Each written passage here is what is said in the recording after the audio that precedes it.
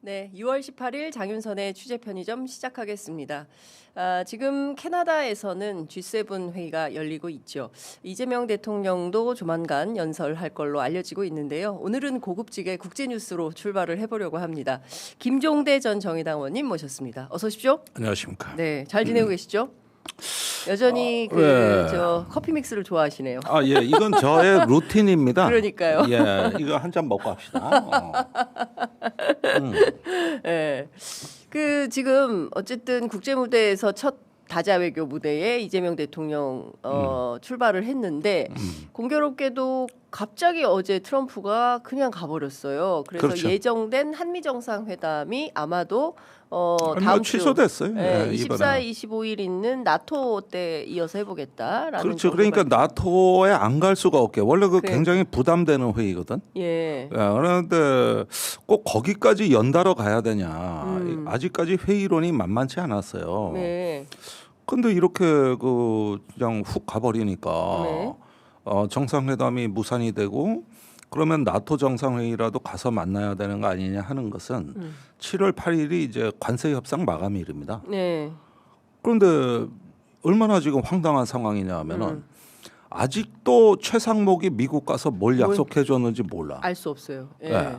특히 그 중에서 알래스카 가스전을 뭔가 약속을 해줬는데 여기에 미국이 반색을 했던 거거든 당시에. 예. 그래가지고 지금 가스공사가 갔어요 알래스카에. 이미. 예. 그 돈도 없는 그 빚덩이에 올라 있는 그러니까, 공사가. 예. 그런데 자본 잠식 상태 아니에요? 자본 잠식 상태죠. 그러니까 예. 그러니까 이게 무슨 시츄에이션이냐면은 그 과도기 때 네. 그 한덕수 권한대행 체제 때 도대체 뭔 협상을 했는지 인수인계가 제대로 안 된 상태에서 새 정부가 출범을 한 것이요. 네. 그렇게 되면은 이후에 이걸 바로 잡으려고 그래도 미국에선 독촉장이 날라오고 있단 말입니다. 그리고 7월 8일 마감일이다. 네. 그 다른 나라들은 벌써 협상안을 다 냈거든. 그리고 영국은 파격적인 특혜를 받았거든. 네. 근데 우리는 이거 뭐 제대로 뭘 정보도 해보지도 없네. 못하고. 네. 그래서 아직까지 이재명 정부가 아니요. 냉정하게 말하면. 아직 내가 보기에 윤석열 끄트머리에 있다. 과도 정부예요 이거는. 예. 윤석열 정부가 상당히 들어와 있는. 예. 거기에다가 미국의 그쵸, 국무위원들이 대사, 지금 싹 다- 국무위원 그렇지 미국 대사 그렇지. 지금 뭐 통상교섭본부 뭐 다 그렇지. 온갖 군데 또 알박기 인사를 막판에 알박기 다 인사 다 해가지고 검경. 그래서 뭐. 이게 이재명 정부로 온전히 완전체가 되는데 아직 멀었습니다. 그쵸. 그런 상태에 대통령이 떠밀려가는 거야. 이 G7 회의도 무리였거든 사실은. 네. 그런데 나토 정상회의까지 간다 그랬는데 자꾸 언론에서 지난주 조선일보가 뭐라 그랬습니까? 한미동맹의 시금석은 이재명 대통령의 나토 참석 여부다. 아유 기사를 일변에 이렇게 썼지 않습니까? 그런데다가 또 내부에서 이거 안 가면 트럼프 볼 기회가 없습니다 하고 자꾸 대통령을 등을 떠미는 거야 이게. 일단은 뭐 국제사회에 나가서 변화된 한국의 모습 위상을 보여줘야 된다. 민주 한국이 돌아왔다라는 걸 세계 만방에 알려야 된다. 그런 뭐 그건 차원에서라도 의미가 가야 있죠. 된다. 이제 예. 이런 거였죠. 그러니까 G7까지는 어느 정도 이해가 가지. 예. 그런 측면에서. 예. 근데 또 일주일 만에 나토냐. 이건 좀 부담된다 이랬는데 가는 쪽으로 지금 방향이 급선회를 한 거거든요. 그런 것 같아요. 그게 다 떠미는 거야 대통령은 그냥 앞으로. 네. 아니 근데 트럼프가 만나면 됐었는데 갑자기 그냥 가버려가지고 네. 황당해졌으니까. 우리 입장에서는 어쨌든 미국 대통령 만나는 게 중요하니까 나토도 가야 그렇죠. 되는 이런 상황이 된 겁니다. 내가 트럼프가 하는 짓거리나 이번에도 보면 네. 정말 재수 없는 자요. 어. 진짜. 근데 진짜 멋대로. 그러니까 하노이 진짜 안 만날 수가 없으니 만나는 거지. 재수 없어. 진짜. 아침부터 좀 우리가 난이도가 높습니다. 예.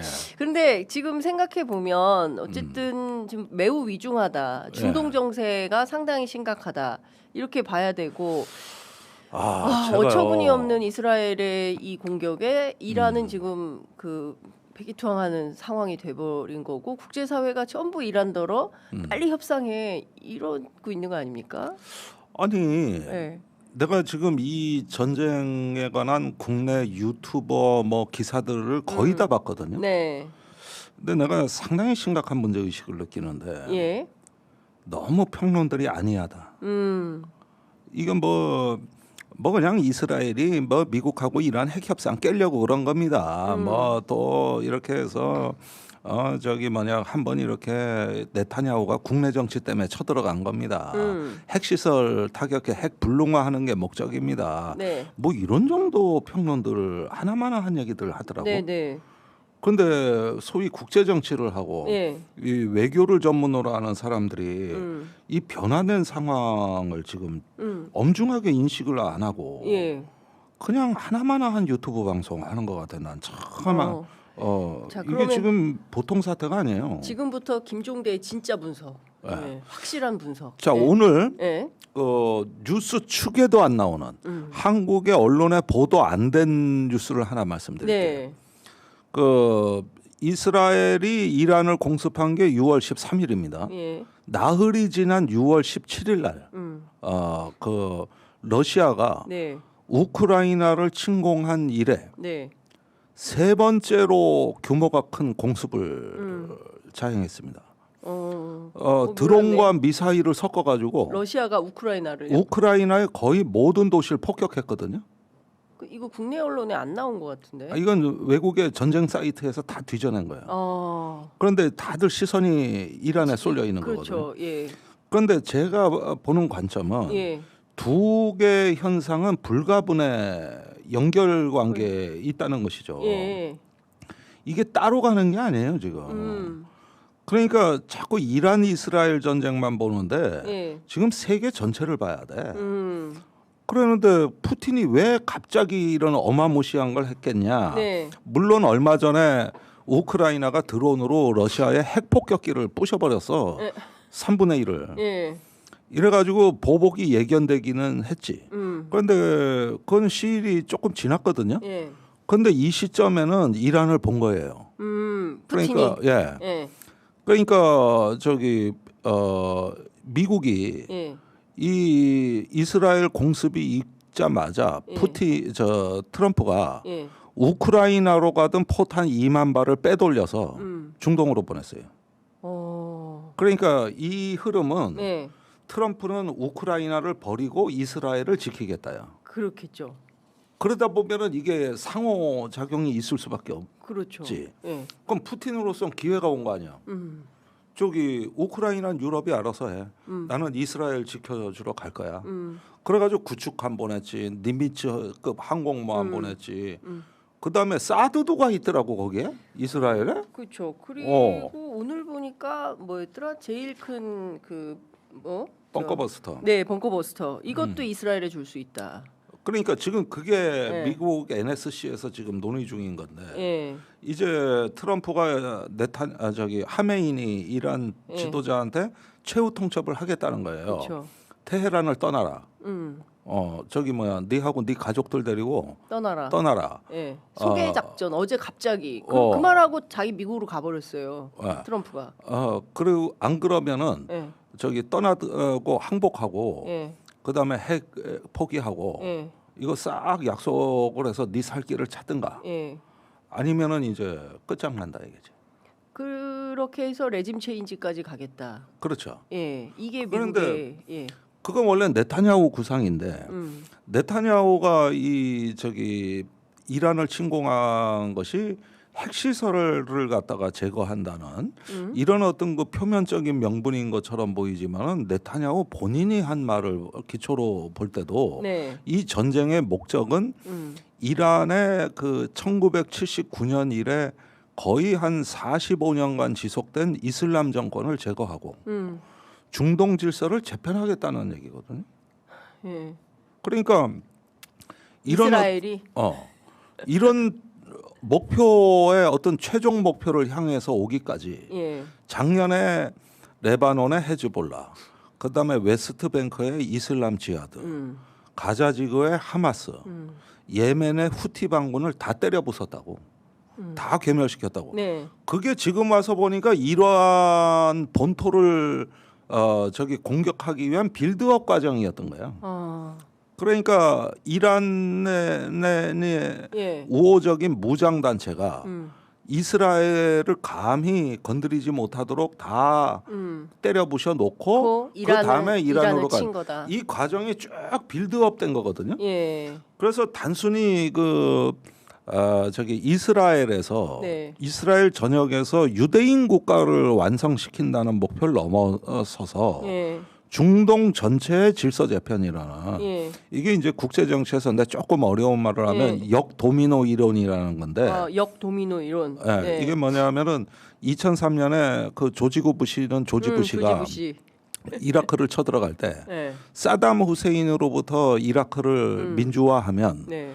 그 민주화 여파가 도미노처럼 중동 전체에 확산이 돼서 중동 전체가 시장 경제와 민주주의 체제로 변한다. 근데 이게 사이비 이론이거든. 예. 굉장히 사이비 망상에 가까운 이론을 설파하는 이 주술처럼 설파하면서 쳐들어갔던 겁니다. 근데 민주화되기는커녕 IS만 참고라고 오히려 더 커지었죠. 예. 그래가지고 완전히 중동 전역에 똥을 싸질러 놓은겨. 그걸 역도미노 이론이라 그래. 그런데 그 주장을 지금 네타냐후가 하고 있는 거예요. 그러니까 미국도 할지 말지 이런 어떤 그런 어떤 지역 담론을 그러니까 네타냐후의 야망은 단순한 그 레짐 체인지를 넘어섰다. 네. 그러니까 이런 식의 세계 질서의 어떤 격변이라고 할 수 있는 게 초강대국도 아니고 중강국가가 이렇게 망상을 갖고 나선단 말이야. 네. 그런데 그 충격의 여파는 이게 뭐 겉은 보면은 그럴싸해. 우리가 조지 부시가 이라크 쳐들어갈 때도 처음에는 그럴싸했어. 네. 전쟁이 너무 쉽게 끝났거든. 그런데 그 이후의 결과는 참혹했죠. 여러분들이 다 아시는 바와 같아요. 지금도 그럴싸해. 네. 이란이 저항을 못하니까. 그런데 그 여파도 그러면은 그럴까? 그런데 이 충격파가 지금 우크라이나 러시아까지 간 거고 네. 그리고 이런 어떻게 세계 정세가 전쟁의 질서로 이렇게 전쟁 구간으로 진입하기 전에 이미 5월에 인도 파키스탄 전쟁이 터졌었어요. 네. 굉장히 그 수준 높은 충돌이었거든요. 그게 5월에 있었지 않습니까? 불안하게 계속 전 세계가 또 다시 화약고가 되는 거. 그러니까 내 얘기는 지금 트럼프가 이 문제에 대한 어떤 심각성을 모르고 저렇게 뭐 그냥 거래나 하려고 그러고 계산이나 하려고 이러는 동안에 이제 세계가 본격적인 전쟁의 구간에 진입했다는 게 이제 세계가 판단이거든요. 그래서 다음 차례는 어디냐 아무도 몰라. 다음 차례 한반도는 요즘은 말이요. 무슨 미얀마 필리핀 내전이나 서아프리카 같은데 내전은 뉴스 축에도 못 껴. 거기서도 사람이 엄청 많이 죽어 나가는데 이런 건 뉴스 축에도 안 껴. 그러니까 왜 이 어떤 그 국제 질서라는 것이 과거에는 여론의 정치라는 게 있었습니다. 어떤 전쟁이라는 게 있을 때 국제 사회의 여론의 영향을 받고 국제 사회의 동의를 받는 전쟁이냐 이런 어떤 국가 간의 협력이라고나 할까 이 평화를 관리하고 전쟁을 억제하는 어떤 모종의 세계 정치가 있었다고 보거든요. 그런데 지금은 그게 안 보여. 그게 안 보이고 대신 증오의 정치가 이제 본격적으로 나섰다 이거죠. 근데 트럼프 같은 경우에는 지금 국내적으로도 내후 외환 아닙니까? 국내적으로도 보면 500만 명이 우리는 노킹이다. 너는 왕이 아니야. 그리고 지금 보면 LA가 거의 광주가 됐지 않습니까? 그렇죠. 그런 방식으로 지금 자기네 나라 내부도 엉망이고 세계도 그렇고 여기다가 이란까지 중동에 러시아, 우크라이나에 이란, 인도, 파키스탄에 근데 과거의 미국과 같은 지위가 아니지 않습니까 지금? 근데 트럼프가 뭔가 착각하고 세계를 놓고 도박을 또 벌이려고 하나? 이런 우려도 생기는 것 같아요. 엄청난 도박이죠. 엄청난 도박입니다. 그런데 그 트럼프가 집권할 때부터 네타냐후는 이날만을 노렸어요. 네타냐후가 트럼프가 이스라엘을 편들어 주는 거를 잘 아니까 바이든은 조금 거북스러웠다. 그런데 오로지 이날만 기다려왔다. 네타냐후는. 그리고 아시다시피 그 이스라엘의 집권 연정이 극우 정권입니다. 거기 시온주의자들이 드글드글해요. 얘들이 그 저기 팔레스타인에 대해서 갖는 증오심, 그다음에 이슬람 세력에 대해서는 거의 인종 청소적 감성을 갖고 있는 네. 자들이거든요. 그러니까 이란에 이번에 40년 넘는 45년이 된 그 저기 이슬람 정권을 이번 기회에 제거하되 미국이 야야 너무 세게 그 저 최고 지도자까지 암살할 거 뭐 있냐 경고도 없이 좀 이렇게 신중론하니까 살짝 방향을 바꿔서 그러면 이렇게 하자 이거지. 이란의 정권과 이란의 국민을 분리시키자. 네. 그래서 정권에 대한 불만을 고조시키자. 그 방법은 에너지 인프라를 공격하고 네. 시민 생활에 관계된 어떤 기간 산업의 인프라 중심을 공격해서 신경과 동맥을 끊어놓게 되면 이란 정권이 무능한 정권이 되고 통제할 수 없는 정권이 되기 때문에 이란 국민들이 이제 극도의 혼란 속에서 네. 그 정권에 대해 가지고 이제 저기 신뢰를 거둔다. 요것도 정권 교체다 이거죠. 네. 요런 방식을 섞은 거예요. 아니 근데 그 이슬람 국가들의 이제 특징이 있는데 이게 뭐 네타냐후 방식으로 하려고 한다 하더라도 기본적으로 이제 종교에 기반해서 또 국가가 운영되는 측면도 있기 때문에 이게 뭐 네타냐후 마음대로 될까요? 중동이 그게 그러니까 우리는 세상은 항상 이렇게 어떤 순리와 상식이라는 게 있다고 보는데 네. 침략자들은 그렇지가 않아요. 특히 극단적인 이념에 포획된 침략자들이나 네.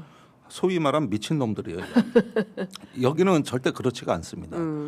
그래가지고 다른 정신 세계에서 정신 승리를 추구한다는 거. 네. 그 이런 류의 어떤 그 저기 그 이 얘기가 이게 조금 오래된 얘기인데 옛날에 구스타프 르봉이라는 학자가 군중 심리라는 책을 썼어.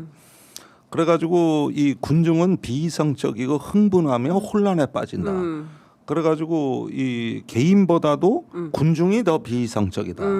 이래서 군중 심리라는 책이 일약 세계적인 충격을 주었다고. 대부분 사고의 뿌리가 그거예요. 혼란을 조성하면 무너지게 돼 있다 정신이. 그리고 군중 심리는 걷잡을 수가 없다. 그러면 정권은 스스로 권력을 내려놔야 된다. 항상 이런 식으로 해서 이 강대국이 그 저기 뭐야 중동을 침략할 때는 이런 논리에 기초해 있었고 또 심지어 우리 사회 내부에서도 북한에 대해서도 우리 그 보수주의자들이 비슷한 생각을 하거든요. 아니 북한을 정권과 주민을 분리시켜서 대북 전단 뿌리고 확성기 방송해서 괴롭힌 다음에 국제 제재로 식량 끊어버리고 에너지 끊어버리면 저 사회는 무너진다. 그게 일종의 북한 붕괴론인 거잖아요. 그게 바로 그 사건. 예. 그래서 인간은 나약하고 불안에 떨며 동시에 취약한 존재이기 때문에 그런 어떤 그 약간의 물질적 정신적 혼란을 주면은 사회 시스템은 붕괴한다. 이걸로 30년간 북한을 달아온 거예요. 안 망했어. 아직도. 안 망해. 안 망해. 안 예, 망해. 안 망해. 근데 이런 거예요. 지금 당장 이제 뭐 통일부 장관이 이제 정동영 장관이 거의 확정이 됐다라는 보도가 언론에 나오고 있고 그러면 지금 말씀 주신 대로 이란 이스라엘 전쟁에서 러시아 우크라이나 전쟁 아직도 안 끝났죠. 네. 그럼 한반도 정세는 어떻게 될 거냐. 오늘 또 발표가 나온 거야. 오늘. 저기 어제 뉴스가 오늘 보도가 된 건데 네. 저 북한군 6천 명이 예, 러시아에 추가 파병하기로 공병 했다. 추가 파병됐어요. 예. 예. 이제 점령을 했으니 두 번째는 재건하고 재건. 이제 점령을 하는 것이죠. 근데 이게 저번에도 가가지고 많이 죽었거든. 네. 그런데 또 간다? 이러면은 이제 북한은 거기다 올인하겠다는 얘기거든요. 네. 그리고 푸틴은 이제 미친 듯이 우크라이나를 때려부시고 있거든. 예. 그 젤렌스키가 크루스크에 쳐들어온 걸 제대로 복수를 해주는 거거든요. 예. 근데 지금 4년째입니다. 그 전쟁이. 저기 올해를 넘어가면은요. 네. 2차 대전보다 더 긴 기간을 야. 저기 그 더 러시아에서 길게. 사실 러시아가 2차 대전 때도 이렇게 길게는 안 했거든요. 그거보다 더 길어. 심각하네. 그렇죠. 심각해. 보통 심각한 문제가 아니네. 보통 심각한 게 아니라 예. 그러면은 보세요. 세계적으로 여기저기서 터지잖아요. 그러면 이런 증오의 정치가 확산이 되다 보면은 네. 다음 차례는 어딘지 아무도 몰라. 우리가 인도 파키스탄에서 5월에 그런 전쟁 충돌이 날 일어날 거라고 줄 누가 누가 예견했습니까? 예. 두 나라 다 핵보유국인데 그런 충돌 안 한다. 예. 다 핵을 갖고 있는데 어떻게 충돌하냐 이랬거든. 예. 근데 인류 역사상 처음으로 핵무기를 가진 국가끼리 교전을 한 거다. 거예요. 이거 한 건밖에 없어. 예. 국제 정치의 상식이 깨진 거야. 예. 핵보유국끼리 재래식 전쟁을 한다는 거는 예. 대부분 웃었어 사람들이. 예. 안 한다. 근데 되잖아. 그게 증오의 정치예요. 그게 그 파키스탄하고 인도는 힌두교와 이슬람의 대결 구도거든. 그러니까 그렇죠. 여기서 증오의 정치에 예. 그 불쏘시개가 다 있었고 예. 누가 성냥불 긋기만 하면 타는 구조예요. 근데 우리는 어떻게 될까요? 한반도에서도 근데 어쨌든 북한은 작년에 벌써 그 연두교서를 통해서 적대적 두 국가론 얘기를 했으나 그래도 우리는 어쨌든 뭐 그 대북 확성기 중지하고 저쪽에서도 대남 방송 안 하고 이러면서 평화 공존으로 가면서 내년에 그게 있는 천만다행이죠. 그렇죠. 내년에 있는 탁구 대회, 세계 탁구 대회에 북한에서 열리는데 이 대회에 우리가 참가하려고 협상할 거다. 인도적 지원도 할 거다. 네. 뭐 이제 이렇게. 근데 한반도만 평화가 오나? 다른 나라는 다 전쟁은 어떻게 보세요? 그러니까 계엄 때를 여러분들 그 기억하시면 네. 12월 3일 날 계엄이 선포됐지만 원래 12월 2일 날 김용현이 곽종근한테 전화해가지고 저 북한의 오물풍선 원점 타격을 그렇죠. 하겠다. 예. 내가 합참 지통실에서 직접 지휘하겠다. 근데 이게 사실은 10월에도 했단 말이에요. 아, 예. 10월에도. 예. 그런데 어쩐 일인지 이루어지진 않았지만 예. 그때 내가 얻은 교훈은 뭐냐면은 이 대한민국은 두 놈만 미치면은 전쟁이 되겠구나. 누가 미치면 대통령과 국방장관 에. 두 놈만 미치면은 예. 바로 전쟁이 가능하구나. 내가 그때 그 사실을 본 거지. 네. 사실은 원래 이런 어떤 그 안전 보장에 관한 문제는 NSC라고 국가안전보장회의가 있고 네. 또 우리는 한미 연합방위 체계이기 때문에 이 대포콘을 격상하고 이런 건 다 한미가 공조해서 하게 돼 있고 네. 또 전쟁을 하기 위한 선행 조치로 계엄은 국무회의를 심사하게 돼 있고 네. 이렇게 이중 삼중의 법적 장치가 참 잘 돼 있는 나라였거든요. 그런데 그게 전부 무시가 되고 네. 딱 두 놈만 미치면은 전쟁을 하겠구나. 이 가능성을 본 거죠. 네. 그러니까 그게 이제 그 북한의 무대응으로 해가지고 백령도 연평도에서 포도 쏴봤고 아파치 헬기가 백령도에 비행도 해봤고 그러니까. 급기야는 무인기가 10월 초에 평양에 갔는데 그게 네. 10월 7일입니다. 네. 그런데 그게 결정적인 어떤 위기를 넘어간 게 10월 1일 국군의 날 그 광화문에서 퍼레이드가 끝난 네. 그날 밤에 김용현이 사령관하고 술을 먹고 있는데 네. 거기에 윤석열이 와가지고 우리나라 사법 체계로는 이 야당에 대한 처벌이 불가능하다. 이제는 비상 조치가 필요하다. 이 말을 한 게 10월 1일이야. 1일이죠. 그리고 10월 7일 날 무인기가 평양에 갔다고. 그다음에 이제 비화폰들이 바빠지기 시작했어. 그렇죠. 나는 이때가 원래 계엄 선포 시기였다고 봐. 10월에. 예. 근데 북한이 개무시하고 러시아로 가느라고 이걸 싹 무시하는데 그때 북한군 특수부대가 그거 폭풍군단이라 그러는데 네. 걔들이 블라디보스톡을 통해 가지고 우크라이나하고 전쟁 구역으로 이동하고 있다는 첫 보도가 나왔어요. 그게 10월 7일이에요. 예.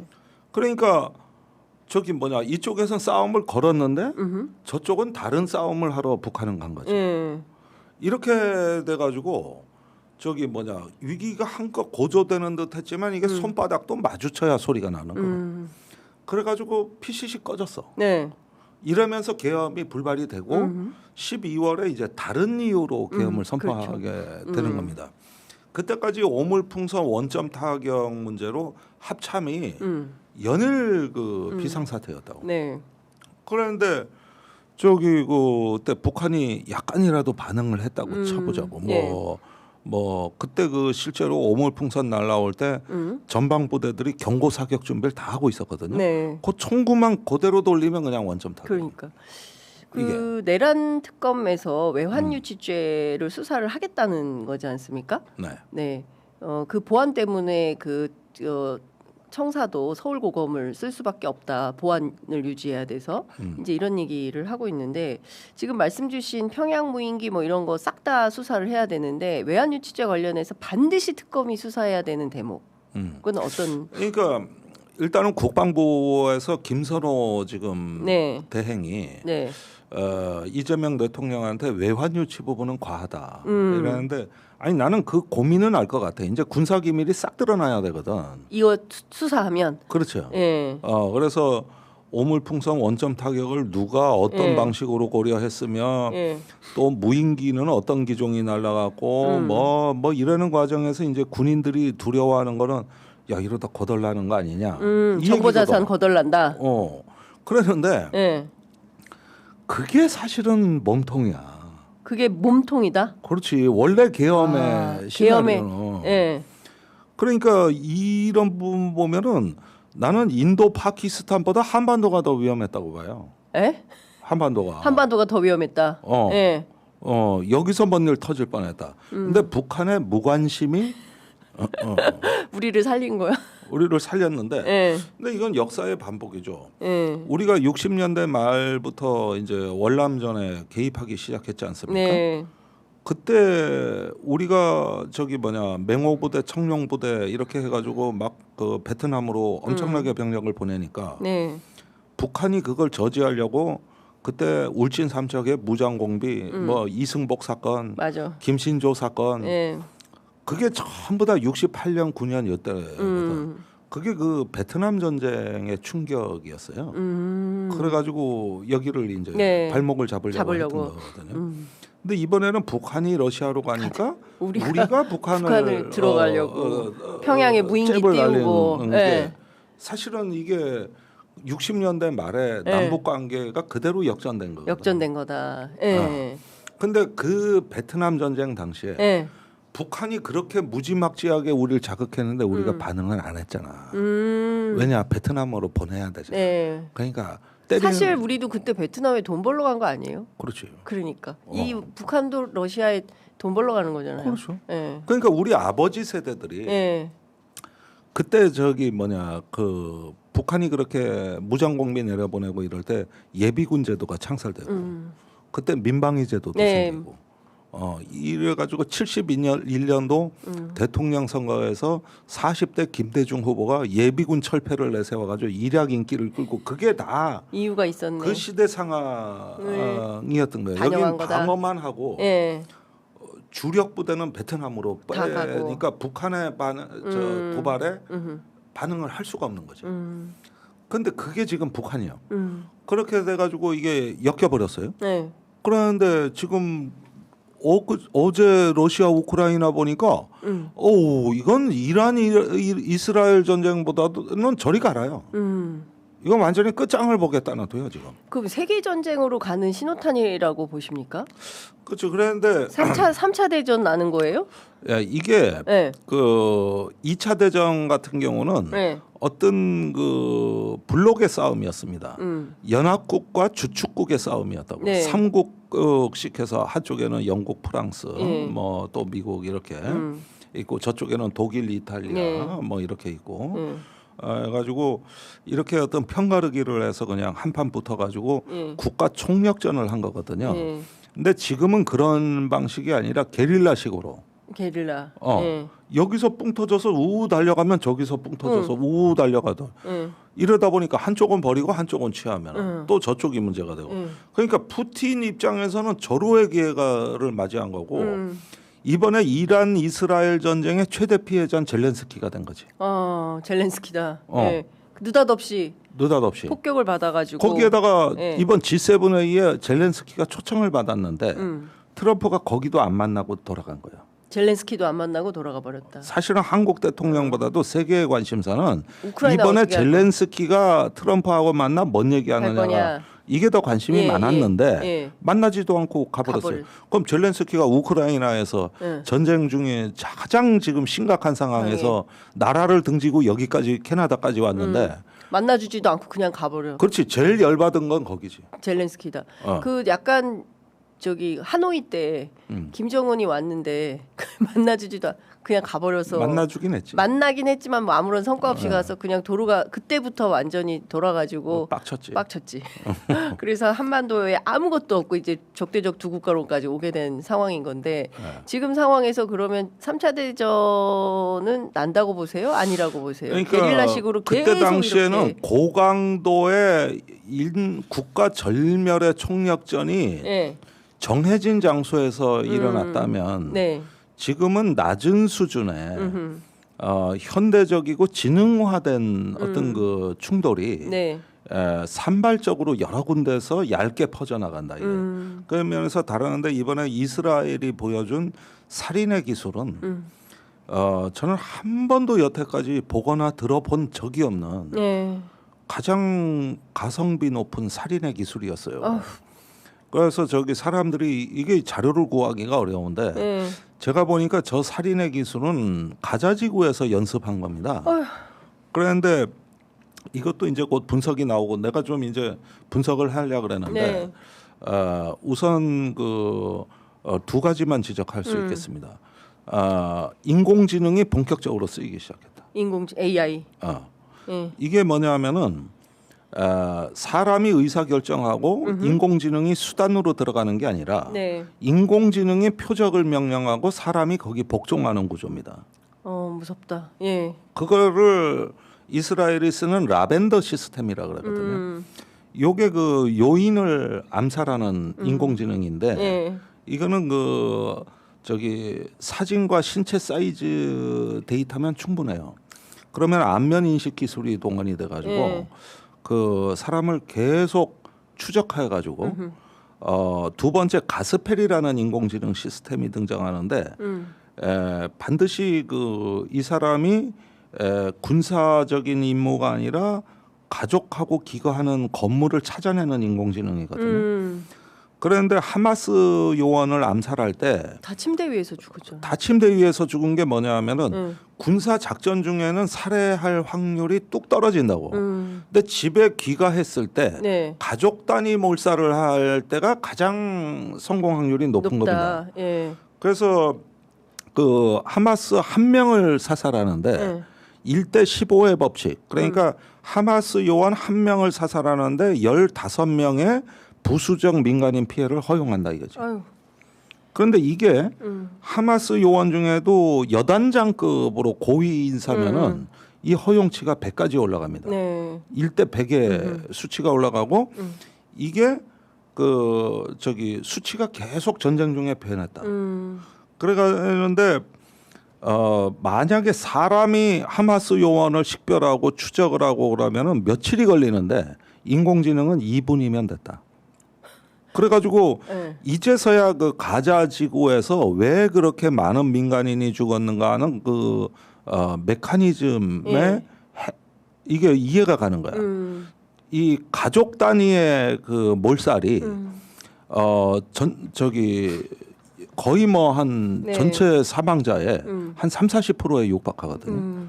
그러니까 이 시스템을 계속 작년에부터 하마스가 저기 요원 사살에 이스라엘이 가자 지구에서 실험을 한 거거든요. 그래놓고 이번에 이제 이란으로 특수부대를 보낸 겁니다. 그런데 여기서도 그 또 한 가지 그 혁신적인 기술이라고 하는 게 1인칭 시점 전투입니다. 그거를 퍼스트 퍼슨 비유라 그래가지고 FPV라 그러거든요. 이건 뭐냐면은 드론을 조종하는데 그 드론에 폭탄이 달려 있다고. 요거를 찾아내고 보고 폭탄을 투하하는 걸 한 명이 다 합니다. 야, 근데 한 명이. 그러니까 끔찍한. 그러니까 이게 사람도 이제 많이 필요도 없네. 1인칭. 그러니까 과거에는 보는 놈 따로 있고 쏘는 놈 따로 있고 확인하는 놈 따로 있고 그러다 보니까 이런 류의 작전을 하려면 많은 숫자의 대부대가 들어가야 이게 되는 이게 이제 우리가 이해하는 킬체인 개념이에요. 우리나라 뭐 참수부대가 뭐 평양에 가서 뭐 김정은을 어쩐다 그러는데 우리나라 저 특전사가 한 2만 명이 넘고 이런 특수부대가 대규모로 동원돼 수송기로 가서 낙하산 떨어뜨려 가지고 유격전을 하다가 참수를 이런 모델을 우리가 킬체인이라고 그러는 건데 지금은 그게 아니라 부대 단위가 아니라 개인들이 들어가는 거예요. 가지고 저기 그 위성 정보하고 연결만 되면 휴대폰으로 조정이 다 돼. 이래 가지고 그 귀가했을 시간을 노린 게 이슬람 달력으로는 목요일 금요일이 주말입니다. 네, 그렇죠. 그래가지고 저기 뭐냐 6월 13일이 목요일이거든. 그때 다 이걸 하고 주거지 위주로 공격을 해요. 이게 신기술인데 이게 러시아 우크라이나 전쟁에서 처음 출현했고 그 다음에 이걸 학습한 하마스 전사들이 가자 지구에서 이스라엘 기습할 때 드론을 활용해서 그 이렇게 조정을 해보니까 된 겁니다. 됐다. 그게 진화가 2년 만에 지금 무섭게 진화를 해버린 거예요. 거기에 인공지능이 달려 있어. 그러면은 인간은 이걸 이성적으로 판단하는 존재가 아니라 인공지능이 제공해준 표적을 인공지능의 권고 사항에 따라서 이렇게 지능적으로 살인을 한 것인데 이 살인의 기술은 인류 역사상 이건 처음 나온 기술이거든. 어제 한겨레 가자는 죽음의 동물원이다. 인간으로 존엄하게 살고 싶다. 가자 사람들의 얘기가 실렸는데요. 어쨌든 우리가 다시 세계 평화를 위해서 얘기를 해야 될 것 같고 시간이 너무 많이 돼가지고 38분이라서 김기표 의원도 도착을 하셔가지고 흔히